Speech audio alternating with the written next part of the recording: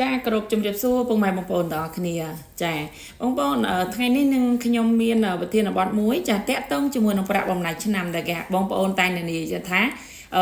30%ចាដោយមិនដេចទៅដែលហៅថា30%បងប្អូនទាំងអស់គ្នាប្រសិនបើបងប្អូនទាំងអស់គ្នាយល់និយមន័យនៃ30%ហ្នឹង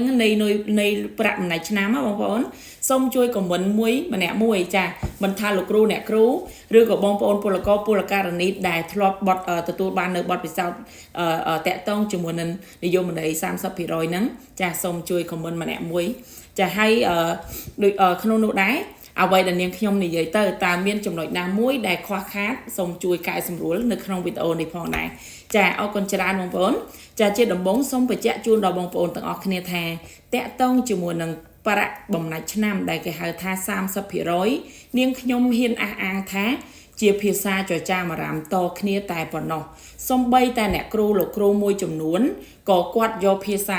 30%មកភ្ជាប់ជាមួយនឹងពាក្យចចាមអារាមរបស់បងប្អូនពលករពលករនីផងដែរចា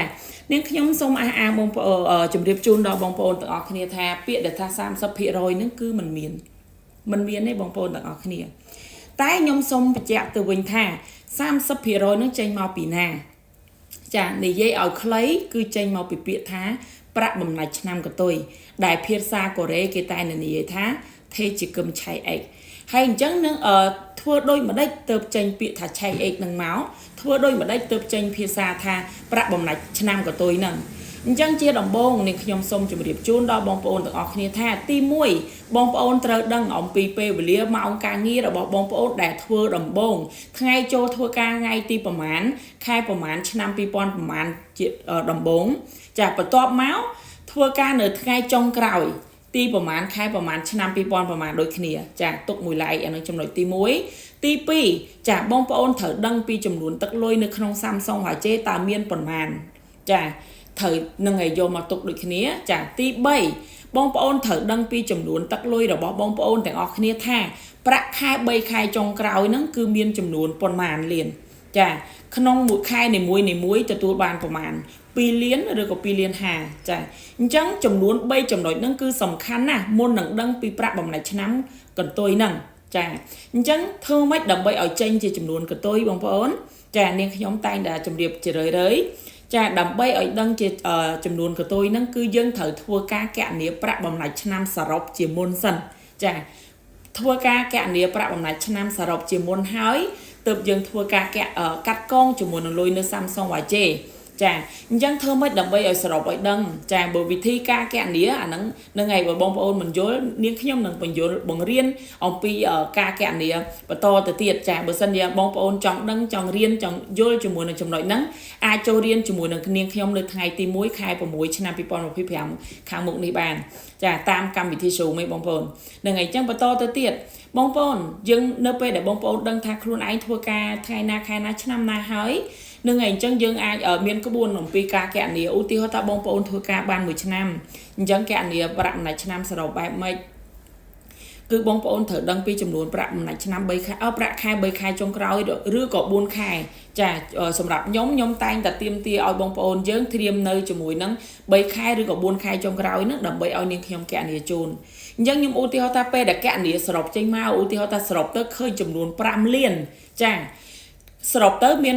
ឃើញចំនួនទឹកលុយហ្នឹង5លានអញ្ចឹងនៅ Samsung HC ចំនួនដែលទឹកលុយដែលយើងបានស៊ើបយកមកហ្នឹងតែអ្នកតំណងយកមកជាចំនួនទឹកលុយសរុបហ្នឹងគឺលុយដែលនៅ Samsung HC ហ្នឹងមានប៉ុន្មានឧទាហរណ៍ថាមាន3លានចាអញ្ចឹងមាន3លានបងប្អូនពេលដែលយើងគណនាសរុបទៅឃើញចំនួន5លានដក3លានចេញនៅសល់ប៉ុន្មាននៅសល់2លានទៀតចានៅសល់2លានទៀតណាបងប្អូន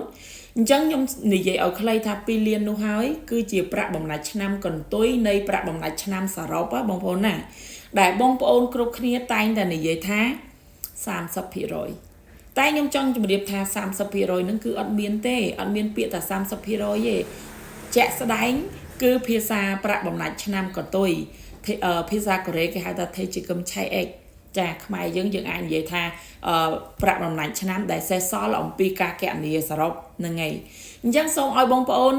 ស្វែងយល់ឲ្យច្បាស់ពីពាក្យថា30%កុំឲ្យមានការចរចាអារម្មណ៍បន្តគ្នាជាមួយនឹងសិស្សប្អូនដែលចូលមកក្រោយទៀតនៅតែបន្តរឿងពាក្យថា30ហ្នឹងគឺច្រើនឆ្នាំហ្នឹងឯងពាក្យហ្នឹងមក